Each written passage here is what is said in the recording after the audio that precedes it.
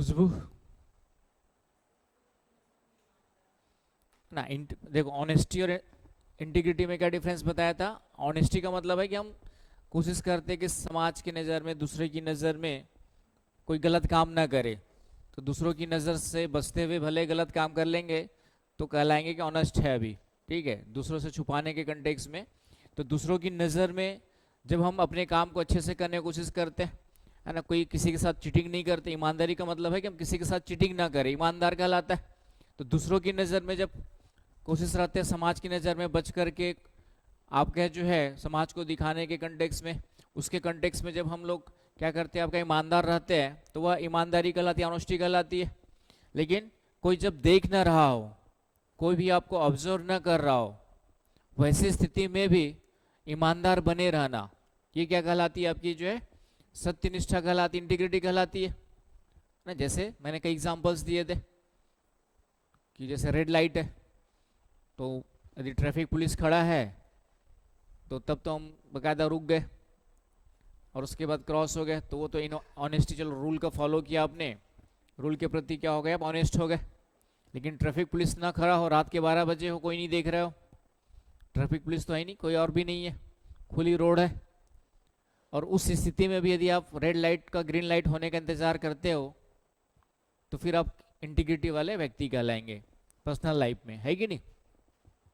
और उसी को जब प्रोफेशनल लाइफ में अप्लाई करते हैं तो वह क्या हो जाती है, आपकी जो है प्रोबिटी। तो मैंने कहा था कि हर एक प्रोफेशन की अपनी क्या होती है, एथिकल, आपका जो कोड ऑफ कंडक्ट होता है। हर कोड, हर प्रोफेशन का अपना एथिक्स होता है, प्रोफेशनल एथिक्स। जैसे मेडिकल है तो मेडिकल का, डॉक्टर्स का अपना प्रोफेशनल एथिक्स होता है। तो वो डॉक्टर जो है जब अपने प्रोफेशनल एथिक्स के अनुसार, है ना, अपनी नज़र में, मतलब ये नहीं कि कोई दूसरे को दिखाने के कंटेक्स्ट में नहीं, अपने संदर्भ में कभी भी कोई गलत काम ना करे। लॉयर कभी भी अपने प्रोफेशनल एथिक्स से डाइवर्ट ना हो। कोई टीचर, उसका जो अपना प्रोफेशनल एथिक्स है, बिजनेस, सीए, है ना, हर प्रोफेशन का अपना एथिक्स है। इवन सब्जी की दुकान या किराने की दुकान भी लगाता है तो वह ईमानदारी से जितना रेट है किसी वस्तु का, उतना यदि वह ईमानदारी से देता है तो वो भी क्या कहलाएगा, इंटीग्रिटी वाला व्यक्ति कहलाएगा। तो कोई भी एक एग्जाम्पल दे के समझा सकते हैं, तो पहले एक एग्जाम्पल दे के, तो इस तरीके से सबसे पहले तो हम क्या समझाएंगे, प्रोबिटी क्या है, उसको कम से कम हम स्टार्टिंग यही से कर सकते हैं कि प्रोबिटी क्या है, एक लाइन डेफिनेशन एग्जाम्पल के साथ। फिर उसके बाद सेकंड पार्ट पूछा लोक जीवन में। अब आते पब्लिक लाइफ में। तो पब्लिक लाइफ में सत्यनिष्ठा से क्या अर्थ ग्रहण करते हैं।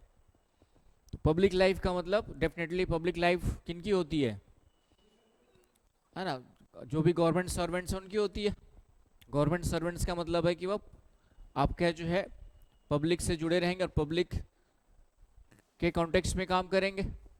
तो लोक जीवन में सत्यनिष्ठा का मतलब फिर से क्या हुआ, आपका जो है कि जो भी प्रोफेशन है आपका, है ना, सबकी पब्लिक लाइफ होती है हर किसी का। लेकिन आपका गवर्नमेंट कंटेक्स में, तो गवर्नमेंट कंटेक्स में कल के दिन आप सिविल सर्वेंट्स बन जाएंगे तो आपका सिविल सर्वेंट्स की जिम्मेदारियां क्या है, जनता की सेवा करना। जनता जो भी आपके जो है योजनाएं बनाना, और बनाने में भी कंट्रीब्यूशन होता है और उसको मेन इम्प्लीमेंट करने में भी कंट्रीब्यूशन होता है। तो आप अपने काम को, ये नहीं कि किसी मंत्री की नज़र में ईमानदार बने रहना है या लोगों की नज़र में ईमानदार बने रहना है, इस कॉन्टेक्स्ट में न करके आप किसी भी स्थिति में अपने प्रोफेशनल एथिक्स से डाइवर्ट नहीं होते हैं, अपना काम ईमानदारी से करते हैं, कोई भी किसी भी तरह से कोई करप्शन नहीं करते, राइट। जनता की सेवा के लिए आप किसी भी हद तक जाकर के काम करने के लिए हमेशा तत्पर रहते हैं। आ रही बात समझ में। तो ऐसी स्थिति में आपके जो है वह क्या कहलाएगा, पब्लिक लाइफ में इंटीग्रिटी मतलब प्रोबिटी कहलाएगी। तो what do understand by probity in public life. तो हर कोई जो पब्लिक लाइफ में है, यहाँ पे पब्लिक लाइफ गवर्नमेंट भी है, अदर भी है, हम लोग भी पब्लिक लाइफ में, है ना, डॉक्टर्स से लेकर के अदर प्राइवेट कंपनीज वाले भी तो पब्लिक को सेवा दे रहे हैं, है ना। एयरटेल की सेवा मिल रही है आपको, जियो की सेवा मिल रही है, और अदर जो भी आप, तो डेफिनेटली वो भी अपने प्रोफेशन के साथ जितने इंटीग्रिटी से बने होंगे तो उसको हम लोग क्या कहेंगे, आपके जो है पब्लिक लाइफ में प्रोबिटी कहेंगे कि हर एक व्यक्ति जो पब्लिकली कोई काम कर रहा है ना, जिससे पब्लिक भी, या पब्लिक से जिसका जिसका काम पब्लिक से जुड़ा हो। हाल ही में कोई छोटा बड़ा कुछ भी हो सकता है, छोटा बड़ा कोई भी काम हो सकता है, लेकिन वो अपनी पूरी इंटीग्रिटी के साथ करता है, ईमानदारी के साथ करता है, कोई उसमें किसी भी प्रकार का आपका जो चीटिंग नहीं करता है, तो वह स्थिति क्या कहलाएगी, पब्लिक लाइफ में प्रोबिटी कहलाएगी। फॉर एग्जांपल आप कह देते हैं कोई आप कलेक्टर है कहीं के या एसडीएम है कहीं के, आप कह जो, और आपकी जितनी भी रिस्पॉन्सिबिलिटी है, अकाउंटेबिलिटी है, यदि आप कुछ गलत हो जाता है तो भी आप उसको क्या करते हैं, अपनी जिम्मेदारी को स्वीकार करते हैं, तो आप क्या कहलाएंगे, प्रोबिटी वाले व्यक्ति कहलाएंगे, प्रोफेशनल लाइफ में प्रोबिटी वाले व्यक्ति कहलाएंगे, है कि नहीं। यदि कोई आपके अथॉरिटी के अंदर कोई गलत काम भी हो जाता है तो आप उसको स्वीकार करने की हिम्मत रखते हैं, तब उसके हम लोग क्या कहेंगे, आपका पब्लिक लाइफ में प्रोबिटी कहेंगे। आ रही बात समझ में। तो कोई ना कोई एक एग्जांपल देके आपको समझा देना है कि लोक जीवन में प्रोबिटी से क्या मतलब है। समझ में आ गया यहाँ तक पहला पॉइंट, क्या अर्थ ग्रहण करते, पहला पॉइंट आंसर ये हो गया। फिर दूसरा है आधुनिक काल में इसके अनुसार चलने में क्या कठिनाइयां हैं। अब ये दूसरा क्वेश्चन है कि एट प्रेजेंट टाइम प्रोबिटी के साथ काम करने में क्या क्या प्रॉब्लम्स डिफिकल्टीज आती है। तो बताओ क्या क्या डिफिकल्टीज आती है।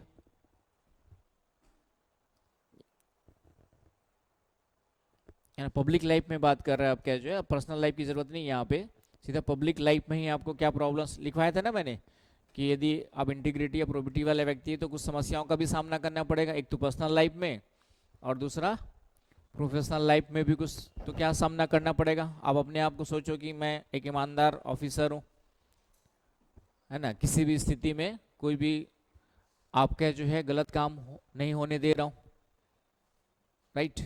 तो इससे आपके साथ काम करने वाले लोग खुश रहेंगे कि दुखी रहेंगे, ठीक है। तो कठिनाई ये होगी कि आपको जो है आपका जो स्टाफ है या आपके साथ आपके समान जो विचारधारा नहीं रखते हैं, आइडियोलॉजी नहीं रखते हैं, जो प्रोबिटी वाले नहीं हैं, वो हमेशा आपसे क्या रहेंगे, आपके जो है आपके खिलाफ हो जाएंगे।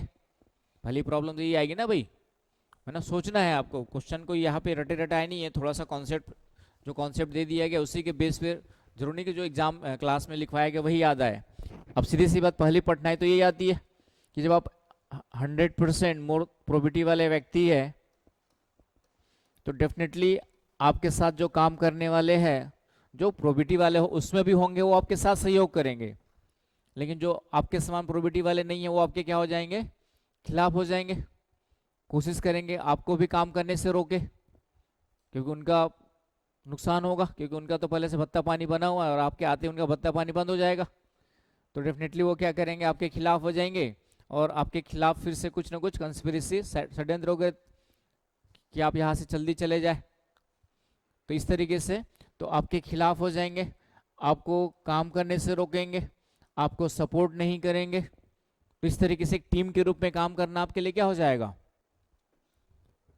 मुश्किल हो जाएगा, है ना। एक टीम के रूप में काम करना आपको कहीं ना कहीं क्या हो जाएगा, मुश्किल हो जाएगा। ये सब कठिनाइयां आएंगी आपको जो है ना, आपके खिलाफ षड्यंत्र हो सकता है, साजिशें हो सकती है, आपको कुछ गलत काम के संदर्भ में फंसाने के लिए क्या हो सकता है, आपका जो है कंस्पिरेसी हो सकती है, षड्यंत्र हो सकता है। आई ना बस समझ में। तो ये चीजें हो सकती है आपकी जो है। और क्या कठिनाइयां आएंगी,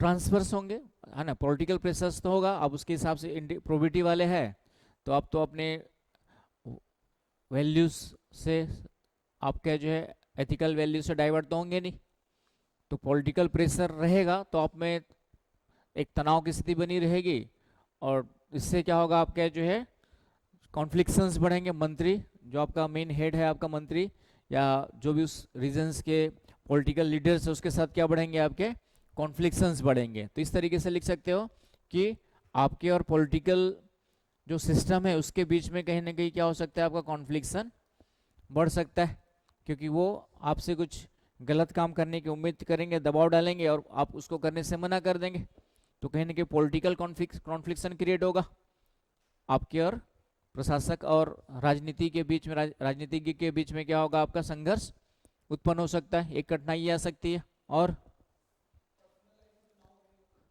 हाँ, अब पर्सनल लाइफ का हम यहाँ पे नहीं लिख रहे हैं, लोक जीवन में, पब्लिक लाइफ में पूछा हुआ है, तो पर्सनल लाइफ में क्या बोला तुमने? हाँ, तो वो पर्सनल लाइफ में एक समस्या अलग से रहेगी आपकी जो है, लेकिन वहाँ पे भी कर सकते हो कि प्रोफेशनल लाइफ में भी एक तनाव की स्थिति रहेगी, क्योंकि सब तरफ से आपके ऊपर दबाव है और आप उस काम को करने को तैयार नहीं है, तो डेफिनेटली एक प्रेशर रहेगा आपके ऊपर। तो उसको कहीं ना कहीं आप में क्या होना चाहिए, एक सहने की क्षमता होनी चाहिए। तो तनाव की स्थिति आपके ऊपर रहेगी हमेशा, हमेशा दबाव की स्थिति हमेशा बनी रहेगी।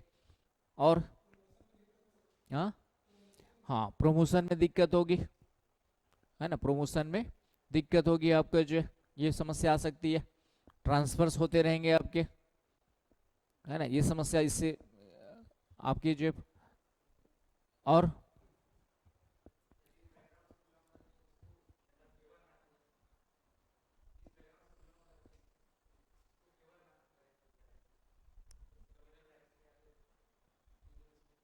नहीं, वो तो प्रोबिटी है तो वो तो खुद नहीं करे, उसके कारण से क्या कठिनाई उसको, मतलब प्रोबिटी के साथ काम करने में क्या कठिनाइयाँ आएंगी, ये क्वेश्चन करना चाह रहा है कि आधुनिक काल में यदि आप प्रोबिटी के अनुसार चलते हैं तो आपको क्या क्या कठिनाइयों का सामना करना पड़ेगा, वो आपको क्वेश्चंस में डालना है।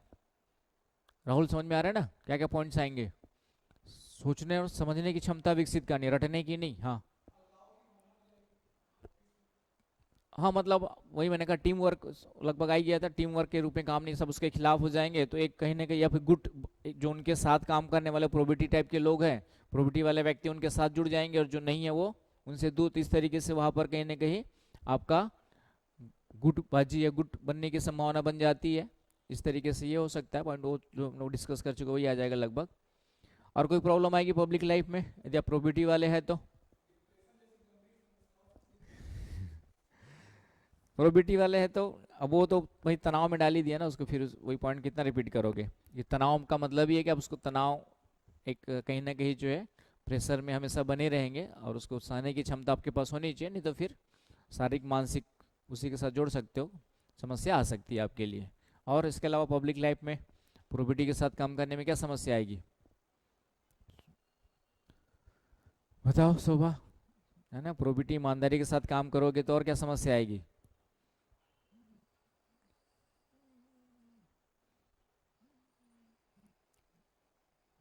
और कोई समस्या आ सकती है?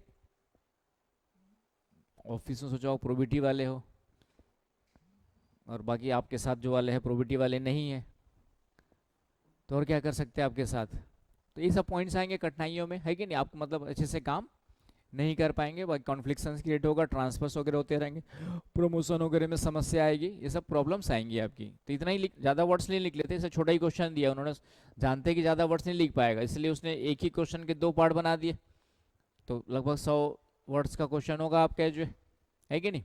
तो इस तरीके से, और इसके बाद फिर लिखा, इन कठिनाइयों पर किस प्रकार विजय प्राप्त कर सकते हैं। अब सेकंड थर्ड पार्ट है आपका जो, अब बताओ, जो कठिनाइयाँ आ रही है, क्योंकि आपको तो काम करना है, तो काम ऐसे करना है कि सामने वाले आपके खिलाफ भी ना हो, और आपकी प्रोबिटी, तो एक तो ये हो सकता है कि मैं तो नहीं करूंगा लेकिन जो बाकी आसपास कर रहे करने दो। एक ऑप्शन तो ये दिखता है ना, कई लोग एक होते हैं ना कि आप, मैं नहीं करूंगा लेकिन कुछ कर रहा है तो उसको, हमें मुझे कोई समस्या नहीं है, लेकिन फिर आप प्रोबिटी वाले नहीं कहलाएंगे, क्योंकि आपकी जिम्मेदारी है कि आपका जो है आपके साथ साथ प्रोफेशनल लाइफ की बात हो रही है ना, प्रोफेशनल में एथिक्स, तो प्रोफेशनली आप कहीं ना कहीं क्या होगा, खुद नहीं कर रहे लेकिन आपके अंडर में जितने भी है, आपके साथ में जितने, वो तो कर रहे, तो फिर आपके प्रोबिटी वाले कैसे हो गए, आप तो उसको देख रहे करते हुए, तो फिर कैसे हैंडल करोगे? हाँ, वो तो सब कुछ लिख दिया, समस्या कैसे प्राप्त, विजय कैसे प्राप्त करोगे, विजय कैसे मिलेगा?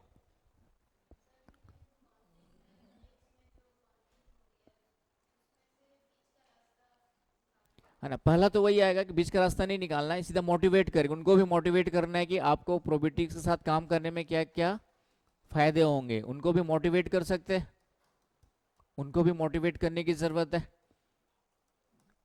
अपने आप को एक रोल मॉडल के रूप में प्रेजेंट करने की ज़रूरत है कि हम किस, हमारा मोटिवेशन लीडर का मतलब वही होता है ना कि आप मोटिवेट इस तरीके से करें कि सामने वाला भी गलत काम को छोड़ करके, है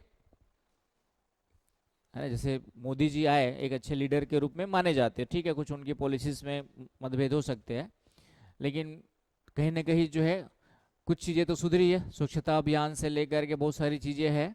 आर्टिकल 370 जो कभी नहीं हटेगा सोच रहे थे वो हटी तो है। तो अन्य राज्यों में भी अब उसी को देखा देखी बाकी लोग भी विकास की बात करने लग गए। नहीं तो पहले जातिवाद के आधार पे जब यूपी में चुनाव होता था तो हमेशा जातिवाद के आधार पर ही चुनाव होता था, है ना। विकास की राजनीति कहीं ना कहीं थोड़ा सा चेंज आया, आया कि नहीं आया। तो जब लीडर आपका जो डेडिकेटेड होगा तो डेफिनेटली नीचे की टीम को भी कहीं ना कहीं, है ना, तो डेफिनेटली आप क्या करेंगे कि पहली बात तो उनको मोटिवेट करने की कोशिश करेंगे कि जो भी है अपने वो भी क्या करे, प्रोबिटी के साथ अपने ड्यूटीज को कार्य करे, ड्यूटीज को फुलफिल करे। आ रही बात समझ में।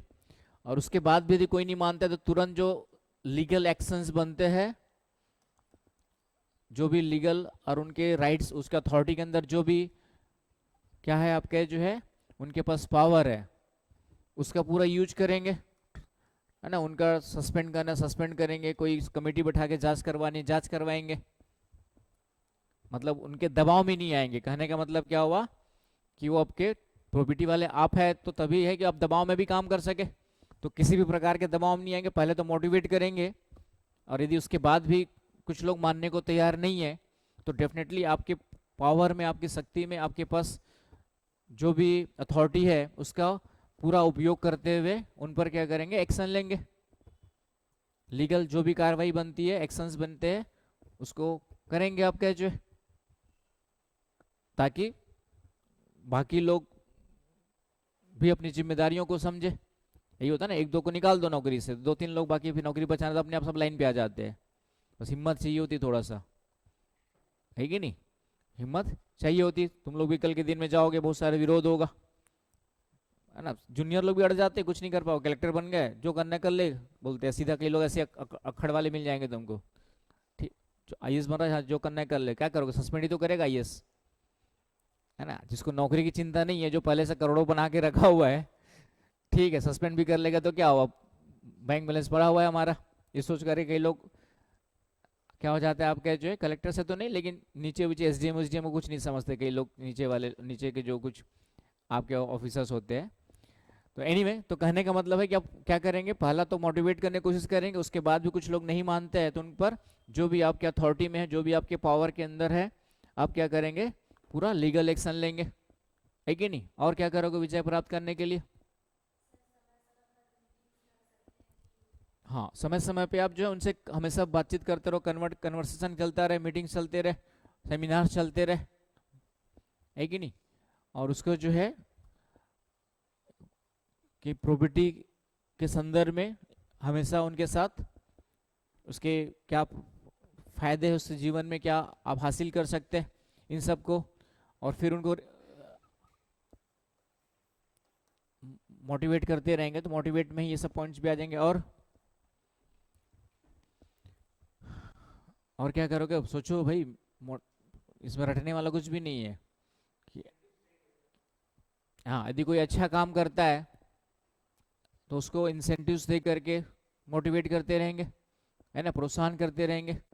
प्रोमोस प्रमोशंस वगैरह के लिए उनके लिए स्पेशल अलग से क्या करेंगे आपका जो है, अलग से मेंशन करेंगे, है कि नहीं। परफॉर्मेंस बेस्ड आपका जो एक पूरा अप्रेजल बेस्ड परफॉर्मेंस बेस्ड क्या बनाएंगे आपका जो है, एक पूरा का पूरा कैटेगरी बनाएंगे, है कि नहीं। तो इस तरीके से और क्या कर सकते हो इन कठिनाइयों से निकलने के लिए।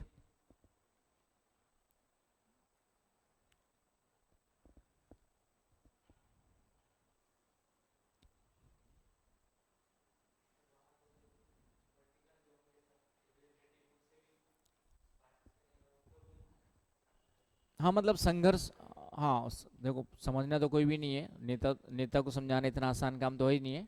बस ये है कि संघर्ष ना हो, है ना, उसके लिए हम क्या करेंगे, आपके जो अपनी प्रोबिटी के साथ भी काम करते रहे और संघर्ष ना हो, इसके लिए आपका जो है बीच का रास्ता, या फिर बीच का रास्ता का मतलब यहाँ पर कि एक डिप्लोमेटिक अप्रोच होता है। डिप्लोमेटिक अप्रोच का मतलब सामने वालों को मना भी नहीं करना और अपनी मर्जी से काम करते रहना, तो डिप्लोमेटिकली उनको हैंडल करेंगे, राइट। यदि ट्रांसफर की संभावना है तो ठीक है भाई, ट्रांसफर कर दो, जाने को तैयार बैठेंगे, है ना, ट्रांसफर ही तो करेंगे ना, उससे तो क्या करेंगे, तो भेज दो जहाँ भेजना है। तो ट्रांसफर के लिए हमेशा बुरे बिस्तर एक बैग पैक करके रखेंगे, बोलेंगे हमेशा ठीक है, जो आपकी इच्छा है करो, जाने को तैयार बैठे रहेंगे उस तरीके से, राइट। तो और इसके अलावा इन कठिनाइयों पर किस प्रकार और विजय प्राप्त कर सकते हैं आप?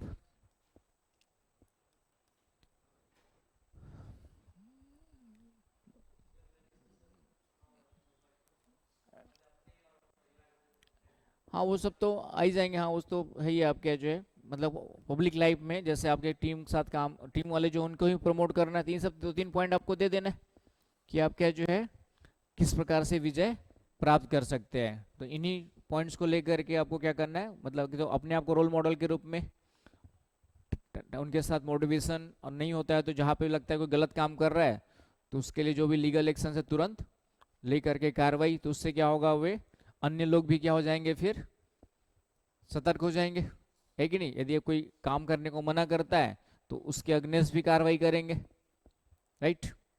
और इस तरीके से कहीं ना कहीं, और पॉलिटिकल लीडर्स यदि कोई दबाव डालते हैं तो डेफिनेटली रिटर्न आपके पास एक ऑप्शन रहता है हमेशा कि हाँ मैं करने को तैयार हूं, आप क्या करो, रिटर्न।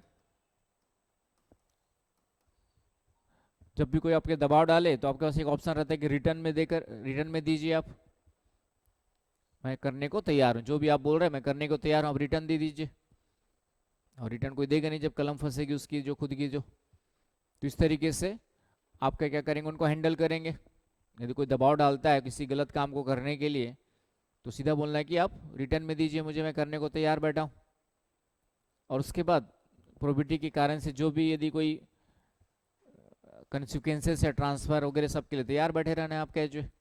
तो इस तरीके से आप प्रोबिटी को क्या कर सकते हैं, मेंटेन कर सकते हैं। आगे बस समझ में। तो ये तीन अलग अलग पार्ट्स है, कम शब्दों में लिखना है, मतलब ऐसा नहीं कि बहुत ज़्यादा वर्ड्स ही हो जाए, टू द पॉइंट। मैंने कहा इधर उधर नहीं भटकना है, कहानी वानी ज़्यादा नहीं बनानी है, टू द पॉइंट। इसमें सीधा सीधा था कि पहले प्रोबिटी के एक लाइन पहले प्रोबिटी का मतलब ही बता दो, फिर लोक जीवन में प्रोबिटी का मतलब क्या होता है बता दो, फिर आधुनिक काल में क्या समस्याएं आती है वो सब बता सकते हो, और फिर उसके बाद समाधान। तो तीन पॉइंट्स है, तीनों को लेकर के आंसर लिख देना था। अब यहाँ पर आ जाओ, विश्वसनीयता और सहनशक्ति के सद्गुण लोक सेवा में किस प्रकार प्रदर्शित होते हैं, उदाहरणों के साथ स्पष्ट कीजिए, है कि नहीं। ये हो गया आपका। तो इसमें how do the virtues of trustworthiness and fortitude get manifested in public service, explain with example. तो दो वर्ड हमारे पास है, विश्वसनीयता और फोर्टिट्यूड। फोर्टिट्यूड का मतलब क्या होता है,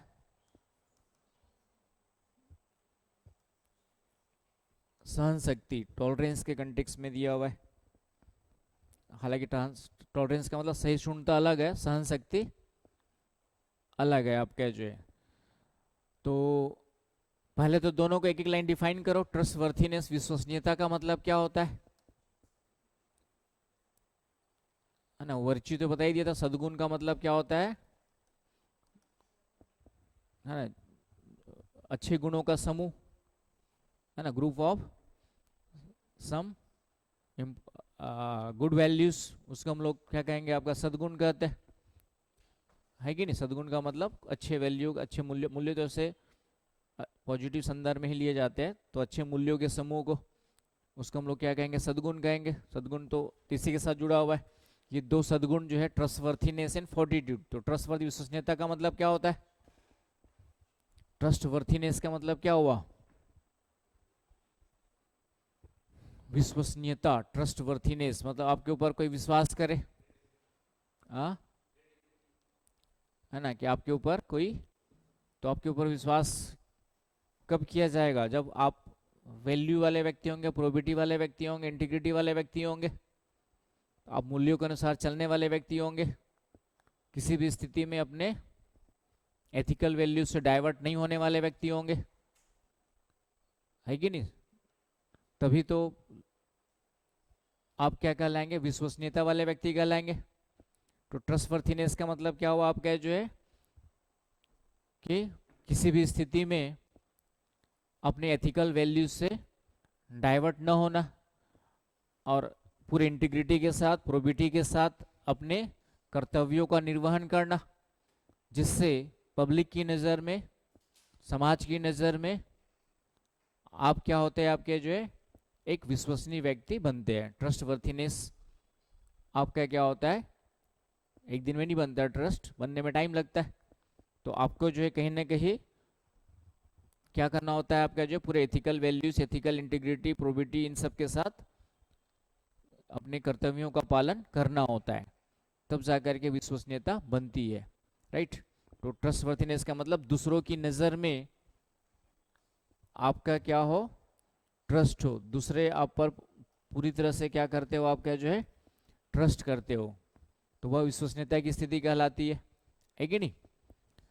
और सहन शक्ति, फोर्टिट्यूड का मतलब क्या हुआ?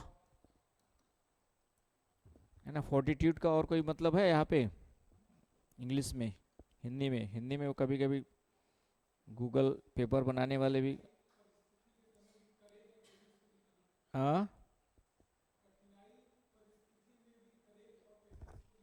ठीक है, यहाँ पे जैसे धैर्य दिखा रहा है, फोर्टिट्यूड का मतलब धैर्य, पेशेंस, सहन शक्ति, धैर्य के कंटेक्स में यूज हुआ है, ठीक है। फोर्टिट्यूड, एंड्योरेंस, धैर्य भी इसके अंतर्गत आता है। तो सहन शक्ति का मतलब, फोर्टिट्यूड का मतलब यहाँ पर आपको डिफाइन करना है, तो इसके अंतर्गत क्या जाएगा? आपका जो है कि जो भी आपकी ड्यूटी है, कर्तव्य है, उसको आप क्या करते हैं? धैर्य के साथ पालन, धैर्य के साथ अपने कर्तव्यों का पालन करना, है ना। सहन शक्ति का मतलब यहाँ पर किस कंटेक्स में आपका जो है कि धैर्य के साथ जो भी आपके ड्यूटीज है उसको क्या करना? पालन करना, compliance of your duty with patience, perseverance, consistency के साथ। तो वह स्थिति क्या कहलाएगी? आपकी सहन शक्ति। समझ रहे हो ना? सहन शक्ति का मतलब वो वाला नहीं कि कुछ आपको मारे पीटे और बर्दाश्त करते और बर्दाश्त करते, वो वाला सहन शक्ति नहीं, ठीक है। यहाँ पे सहन शक्ति का मतलब है कि जो भी आपकी ड्यूटीज है, आपके कर्तव्य है, जो भी आपकी रिस्पॉन्सिबिलिटीज है, उसको पेशेंसली क्या करना? आपका जो है कंटिन्यूसली फॉलो करते रहना, राइट। उस कंटेक्स में आप फोर्टिट्यूड, लंबे समय तक बने रहना, उस कंटेक्स में यूज किया गया है। तो विश्वसनीयता और सहन शक्ति के सद्गुण लोक सेवा में किस प्रकार प्रदर्शित होते हैं? अब यहाँ पे लोक सेवा वर्ड बताया था मैंने, पब्लिक सर्विस में क्या क्या आते हैं? बहुत सारे आते हैं। अखिल भारतीय सेवाएं आती है, फिर अदर सेंट्रल गवर्नमेंट के, सेंट्रल गवर्नमेंट, स्टेट गवर्नमेंट बताया था, याद आ रहा है? तो थोड़ा सा लोक सेवा के बारे में बता सकते हो? 2 मिनट, एक कम से कम फ्लो चार्ट ही बना सकते हो कि पब्लिक सर्विस का मतलब सिर्फ डिफेंस सेक्टर को छोड़ दो, डिफेंस में भी कुछ सिविल सर्विसेज होते हैं, बाकी डिफेंस सर्विसेज को छोड़ दो तो बाकी सभी गवर्नमेंट की सर्विसेज किस में आती है? आपकी जो है पब्लिक सर्विसेज में आती है, बताया था ना मैंने, राइट। तो ये पब्लिक सर्विसेज हो गई।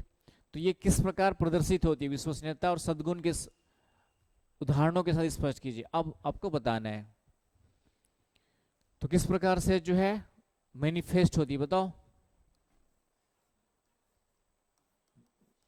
विश्वसनीयता और सहन शक्ति दोनों का जो सद्गुण है, बोलो निशी, कुछ सोच रहे उसी को बोलो, कुछ भी, क्या सोच रहे थे? ठीक है, विश्वसनीयता, जैसे आप कल के दिन में कोई ऑफिसर बन गए तो विश्वसनीयता कैसे प्रदर्शित होगी? ठीक है, एक तो उसका मैनिफेस्ट करने का तरीका है ना, मतलब पब्लिक का आपके ऊपर विश्वास, तो पब्लिक के ऊपर आपके ऊपर विश्वास कैसे प्रदर्शित करोगे? तो सीधी सी बात है, ट्रांसपेरेंसी है ना। आपके जो भी काम करते हैं उसके लिए क्या रहेंगे आप? ट्रांसपेरेंट रहेंगे। पारदर्शिता होगी, आपके काम में पारदर्शिता होगी। कोई भी काम करेंगे तुरंत उसको पब्लिक डोमेन में क्या कर देंगे? पब्लिक डोमेन में डाल देंगे। तो ट्रांसपेरेंसी विश्वसनीयता के लिए जरूरी है। और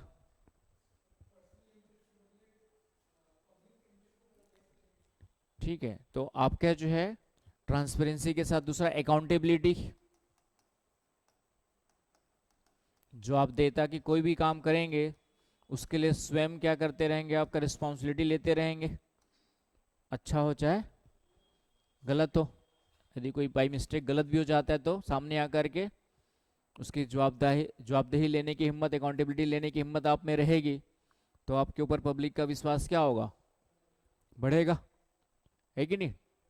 इसके अलावा हाँ, ऑब्जेक्टिविटी के साथ काम करेंगे, न्यूट्रलिटी के साथ काम करेंगे, है ना। खुला क्वेश्चन है, अनबायसनेस होकर के काम करेंगे। डिस्ट्रीब्यूटिव जस्टिस, वितरण मूलक न्याय, आ रही बात समझ में? डिस्ट्रीब्यूटिव जस्टिस के सिद्धांत को फॉलो करेंगे कि जो भी योजनाओं का लाभ जिसको मिलना चाहिए अंतिम व्यक्ति तक पहुंचे, इस बात को ध्यान में रखेंगे। तो पब्लिक का विश्वास क्या होगा? कोई भी आपके पास शिकायत आती है तो रिड्रेसल ऑफ आपका जो है कंप्लेंट्स, तुरंत क्या करेंगे? आपका जो है शिकायतों का तुरंत निवारण करेंगे, है कि नहीं? रिड्रेसल ऑफ कंप्लेंट्स, शिकायतों का निवारण, आपका जो है रिड्रेसल ऑफ कंप्लेंट्स, शिकायतों का तुरंत क्या करेंगे आप? निवारण करेंगे। तो विश्वसनीयता बढ़ेगी आपकी जो है। और विश्वसनीयता के लिए और क्या कर सकते हो? हाँ, वही आपका अनबायसनेस, है ना।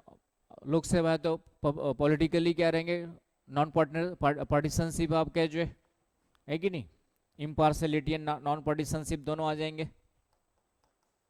इम्पार्शलिटी, ये सब गुण जितने भी है ना, सब फंडामेंटल वैल्यू, सब पब्लिक लाइफ है, पब्लिक सर्वेंट है आपका जो है।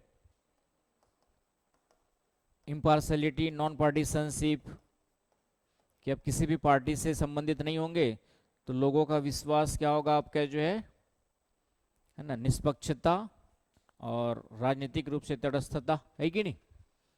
तो ये सब आपका कहीं ना कहीं क्या करेंगे? विश्वसनीयता को बढ़ाएंगे। और सहन शक्ति के सद्गुण के लिए भी फोर्टिट्यूड, सहन शक्ति आपका जो का मतलब यहाँ पे हमने क्या देखा? आपका जो फोर्टिट्यूड का मतलब हमने क्या देखा? कि अपने कर्तव्यों को जो है धैर्य के साथ पालन करते रहना। तो उसके लिए डेफिनेटली आपके पास करेज चाहिए, हिम्मत चाहिए, करेज ऑफ कन्विक्शन, है कि नहीं? करेज ऑफ कन्विक्शन, हिंदी में क्या था इसका? करेज ऑफ कन्विक्शन का क्या हिंदी में था Rahul? Courage of conviction question आया था ना, तो इसमें भी तो दिया था, दृढ़ विश्वास का साहस, करेज ऑफ कन्विक्शन, दृढ़ विश्वास का साहस, कि कोई भी काम करने से आप विश्वास पे टीका साहस, तो किसी भी प्रकार से आप अपने वैल्यू से डाइवर्ट नहीं होंगे। तो और इसके अलावा सहन शक्ति किस प्रकार से प्रदर्शित होगी? कोई भी पॉलिटिकल प्रेशर में काम नहीं करेंगे, सब आ जाएंगे आपका। किसी भी प्रकार के पॉलिटिकल प्रेशर में अपने वैल्यू के साथ समझौता नहीं करेंगे, no compromise in any of conditions, any of political pressures, other pressures, है कि नहीं? तो ये सब क्या कहलाएगी? आपकी सहन शक्ति की मैनिफेस्टेशन कहलाएगा आपका जो है ना। सोचना है, सब रटने वाले क्वेश्चंस नहीं, बस कॉन्सेप्ट पता होना चाहिए आपको। पहले तो मीनिंग थोड़ा सा, मीनिंग कुछ तो अंदाज लगा कि निकाल ही लोगे, मतलब 0 नंबर वाला तो कभी नहीं रहेगा, कुछ ना कुछ लिख ही लोगे, लेकिन कितना अच्छा लिखोगे उस पर नंबर डिपेंड करेगा। इसलिए इसमें नंबर अच्छे आ भी सकते और बहुत अच्छे सब कुछ भरने के बाद भी नंबर नहीं भी आ सकते हैं। ठीक, डिपेंड करता है कि आपने क्या लिखा है। तो विश्वसनीयता और सहन शक्ति के सद्गुण लोक सेवा में किस प्रकार प्रदर्शित होते हैं, मैनिफेस्ट होते हैं। तो इस कंटेक्स्ट में सब आ जाएंगे, एक्सप्लेन विथ एग्जांपल्स, है ना, एग्जांपल्स भी देने हैं साथ साथ। जैसे पारदर्शिता है, तो पारदर्शिता में एग्जांपल्स क्या होगा कि आप कोई भी काम करेंगे उसको पब्लिक डोमेन में क्या कर देंगे तुरंत, है ना, पब्लिक मीटिंग कर सकते हैं, पब्लिक मीटिंग प्रेस रिलीज कर सकते हैं कि ये सब काम हुआ, इतना टेंडर निकला था, इतना इसको मिला दिया, कि सब इस तरीके से क्या होगा, ट्रांसपेरेंसी बनी रहेगी, है ना। आपने जो भी काम किया उसको एक प्रेस रिलीज करके डिक्लेयर कर सकते हैं, न्यूज़पेपर में दे सकते हैं, ट्रांसपेरेंसी बनी रहेगी आपकी। जो अकाउंटेबिलिटी कि ये सब काम किए जा रहे हैं, इसके लिए ये ऑफिसर्स क्या है, अकाउंटेबल है इन सब कामों के लिए। आपका सिटीजन चार्टर्स वगैरह क्या करेंगे, आप अच्छे से उसको पब्लिकली क्या करेंगे, उसको डिस्क्लोज करेंगे, पब्लिकली उसको जो है लोगों तक पहुंचाएंगे। आ रही बात समझ में, उसके माध्यम से। और जो भी काम करेंगे उसके उसके पीछे के जो भी फैक्ट्स एंड फिगर्स है उसको देंगे। ऑब्जेक्टिविटी का मतलब होता है कि जो भी काम करो उसके फैक्ट्स एंड फिगर आपको फिर से क्या करना है, पब्लिक डोमेन में डालना है कि नहीं। किन आधारों पर आपने डिसीजन लिया, उन आधारों को बताएंगे। आ रही बात समझ में। तो उन सब आधारों पे, तो इस तरीके से एग्जांपल दे करके आपको बता देना है। टॉलरेंस सहन शक्ति वाला का मतलब फॉर्टिट्यूड में क्या क्या एग्जांपल्स आएंगे आपके, जो है सहन शक्ति, धैर्य के साथ काम करना, है ना। जैसे कोई पॉलिटिकल प्रेशर्स है, तो पॉलिटिकल प्रेशर्स में आप उसको क्या करेंगे फिर से कि हैंडल कैसे करेंगे। भाई आपका यदि कोई गलत काम करने के लिए दबाव आता है तो या तो मना कर देंगे या फिर कहेंगे कि रिटर्न में लिख करके दीजिए, मैं करने को तैयार हूँ। जो भी आपके अथॉरिटी पावर के अंतर्गत चीज़ें आती है उसके अनुसार आप क्या करेंगे, एक्शन लेंगे, है कि नहीं। जो भी जबरदस्ती दबाव डाला जा रहा है तो उसके खिलाफ भी कुछ एक्शन लेने के लिए आपके पास रूल्स एंड रेगुलेशंस होते हैं, उनको फॉलो करेंगे, है कि नहीं। तो इस तरीके से आप क्या कर पाएंगे, पब्लिक सर्वेंट के रूप में अच्छे से जो है इन दोनों सद्गुणों को प्रदर्शित कर सकते हैं। आई ना बस समझ में। तो हाँ,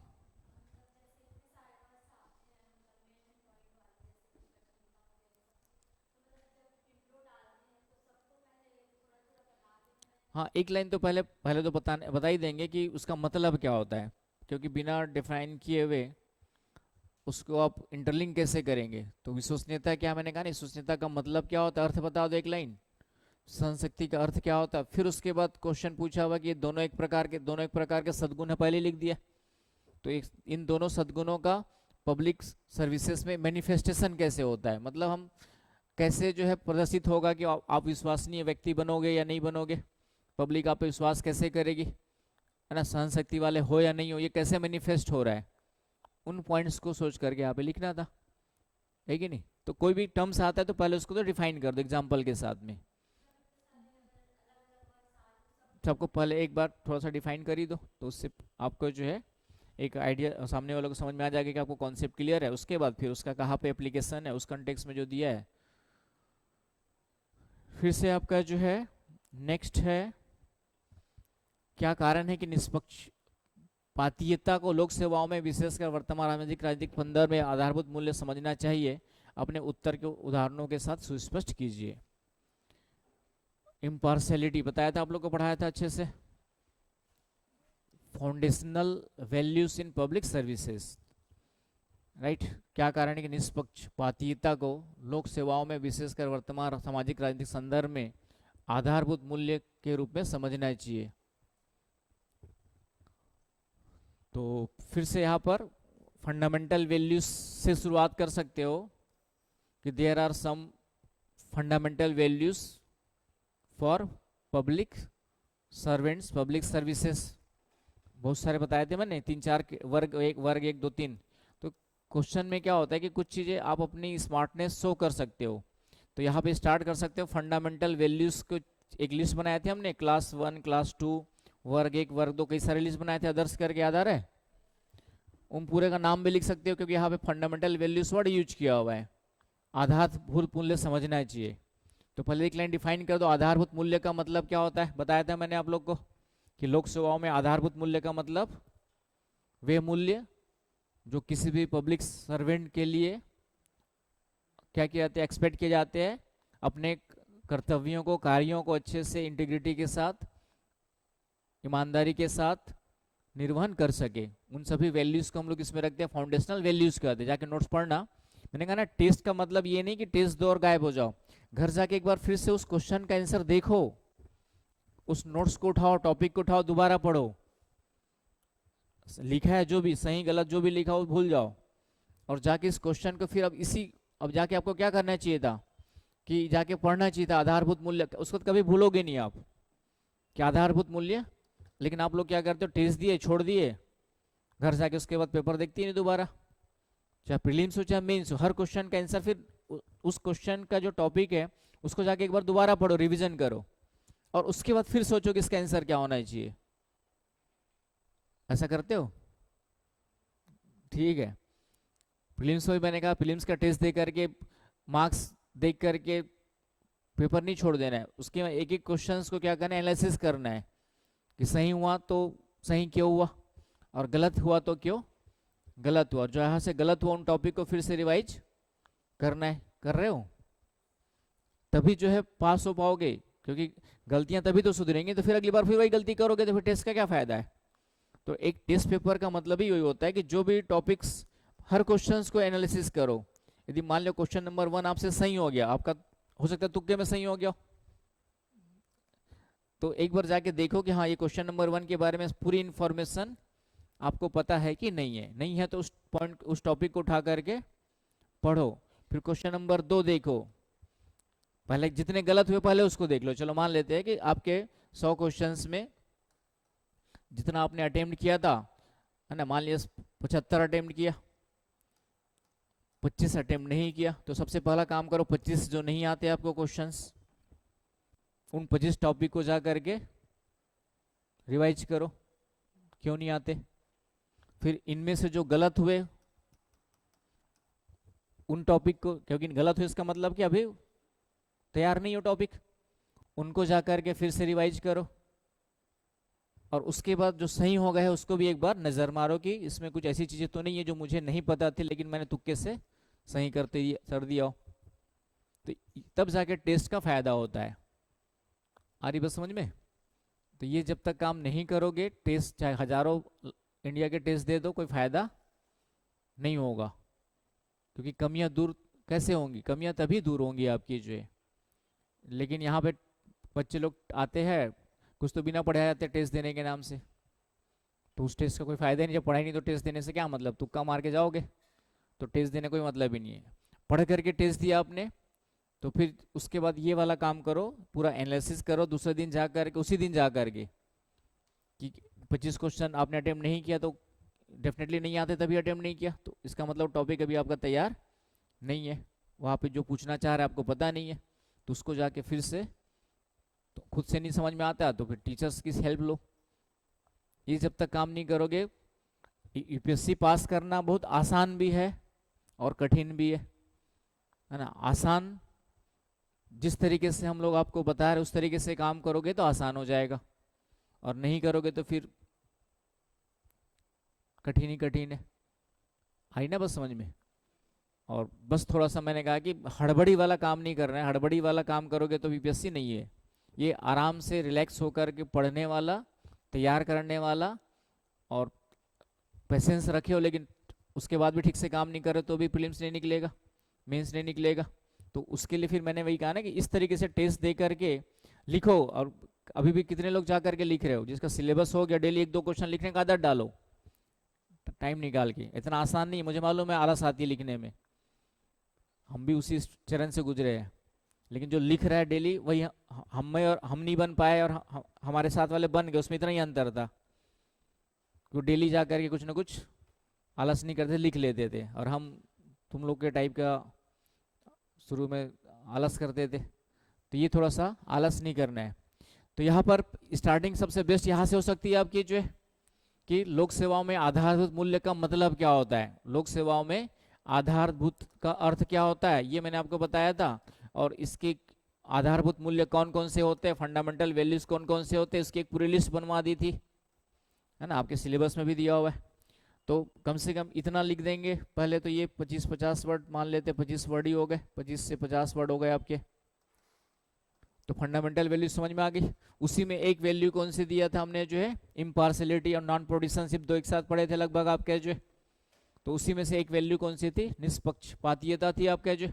अब उसके बाद सीधा क्वेश्चन में आ जाओ कि एक आधारभूत मूल्य क्यों समझने चाहिए, क्योंकि इसके बिना जो है, जो मेन उद्देश्य है जनता की सेवा करना, जनता के हर वर्ग को लाभ पहुंचे, वंचित वर्ग को लाभ पहुंचे, अंतिम पंक्ति में खड़े व्यक्ति को लाभ पहुंचे,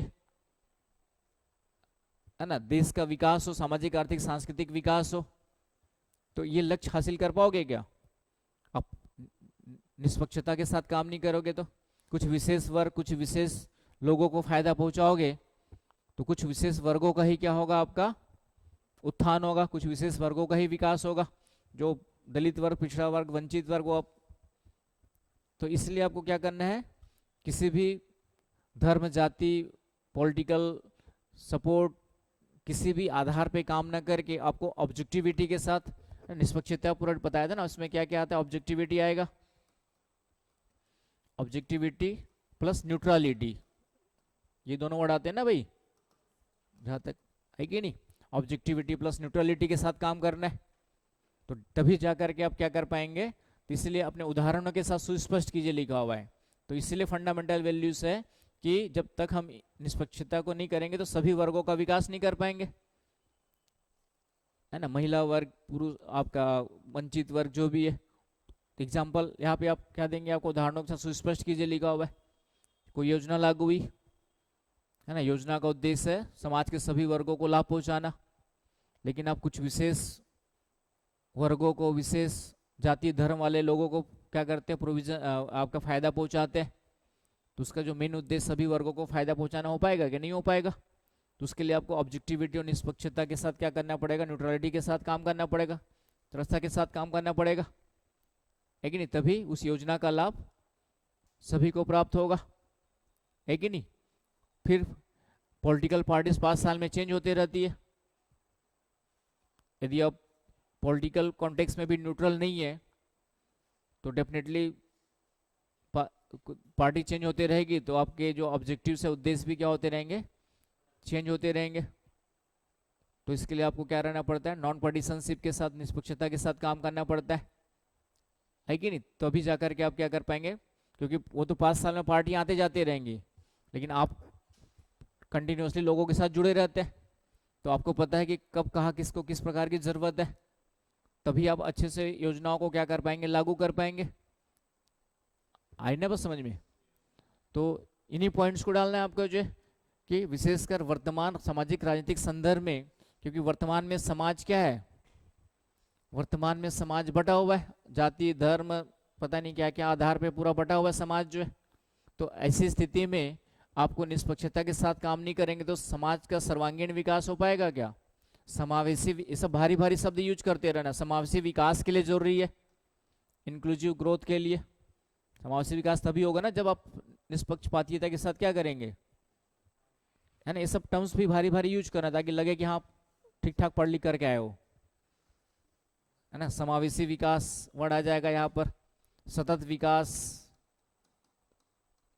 सस्टेनेबल डेवलपमेंट, इंक्लूसिव ग्रोथ, समाज के सभी, वितरण मूलक न्याय, ये सब इस वर्ड है जो आपको पूरा एक शब्द में सब कुछ समाहित कर देते हैं। वितरण मूलक न्याय का ऑब्जेक्टिव कैसे प्राप्त कर पाएंगे, जब तक कि हम निष्पक्षता के साथ काम नहीं करेंगे। समावेशी विकास कैसे कर पाएंगे, जब तक कि सभी लोगों के विकास के लिए काम नहीं करेंगे निष्पक्ष होकर के। कुछ विशेष वर्गों को फायदा पहुंचाएंगे तो कुछ विशेष वर्गों का ही लाभ होगा, अडानी अंबानी सबको ही, गरीब वर्गों का फायदा ही नहीं होगा। फिर आप क्या जो समझ पा रहे हो ना भाई, इसमें अपने हिसाब से आंसर कैसे लिखना है। मैं रटा रटा आंसर नहीं दे रहा हूँ आपको, आंसर कभी भी रटने की कोशिश नहीं करना, अपना सोचना है। मैं आपको सिर्फ एक रास्ता दिखा रहा हूँ, आइडिया दे रहा हूँ कि कैसे लिखना चाहिए, सोच करके खुद की सोचने की क्षमता विकसित करनी है और वर्ड्स को पकड़ने हैं, है ना। यहाँ पे लिखा है ना सामाजिक राजनीतिक संदर्भ में लिखा है स्पेशली, तो सामाजिक का मतलब समझिए, समाज कई वर्गों में बटा हुआ है, तो समाज के सभी वर्गों का विकास। और राजनीतिक संदर्भ में का मतलब हो गया कि अलग अलग राजनीतिक उद्देश्य, राजनीतिक विचारधारा वाले लोग रहते हैं। कोई हिंदू को प्रमोट कर रहा है, कोई मुस्लिम को प्रमोट कर रहा है, कोई किसी और धर्म को प्रमोट कर रहा है, कभी कुछ जाति को प्रमोट कर रहा है, कोई विशेष वर्ग को प्रमोट कर रहा है राजनीतिक रूप से जो है। अब उनके साथ जुड़ जाएंगे तो निष्पक्ष होकर काम कर पाएंगे क्या? नहीं कर पाएंगे। तो ये दोनों कीवर्ड से पूरा आंसर इसी में मिल जाएगा आपको आराम से, 150-250 वर्ड लिखने के लिए।